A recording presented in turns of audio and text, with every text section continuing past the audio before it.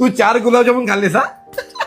अरे कुठे होतात तुम्ही? तुमचे फोन पण धड लागत नाही. अगाईच्या बहिणीकडे गेलो होतो, तिथे नेटवर्कचा इश्यू आहे.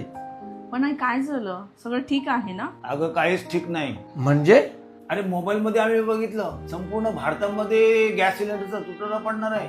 अहो हा बाबा, तशी खबर आहे, पण त्यावर गव्हर्नमेंटचं काम चालू आहे. अरे पण काही दिवसांनी आपल्याला गॅस सिलेंडर नाही भेटला तर आपण काय करायचा? हो रे, मुंबई पुण्यात हॉटेल्सवाल्यांना गॅस सिलेंडर द्यायचे बंद केलेत. आज हॉटेल्स तर उद्या घर. अहो बाबा, तसं काही होणार नाही. आजच गव्हर्नमेंटने डिक्लेअर केलंय 21 दिवसाऐवजी गॅस 25 दिवसांनी बुक करू शकतो. हो आहे बाबा, आता फक्त आपल्याला गॅस सांभाळून वापरावा लागेल. त्याची काही गरज नाही. मी आधीच ब्लॅकनी गॅस घेऊन ठेवलाय. काय? तशी आई हुशार आहे तुझी. तो बघ,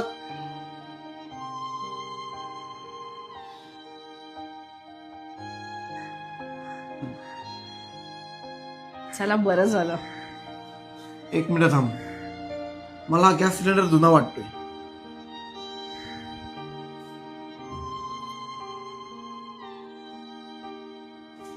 आपल्याला हा सिलेंडर नाही लावता येणार का? आई, कारण हा सिलेंडर एक्सपायरी आहे. एक्सपायर व्हायला ही का दुधाची पिशवी आहे का? अहो बरोबर आहे आईंचं. सिलेंडर कसं एक्सपायरी होईल? अगं सिलेंडर सुद्धा एक्सपायरी होतो. काय? हो, आणि जर का सिलेंडर एक्सपायरी झालेला असेल तर तो आपल्या जीवासाठी खूप धोकादायक ठरू शकतो. आई, सध्या मार्केटमध्ये गॅसचा तुटवडा चालू आहे. मग अशा वेळी काही लोक ब्लॅक मध्ये किंवा तपासणी न केलेले सिलेंडर विकू शकतात. बाबा, म्हणून आता आपण सगळ्यांनी सावधान राहायला हवं. अहो पण एक्सपायरी सिलेंडर ओळखायचं कसं? थांब सांगतो.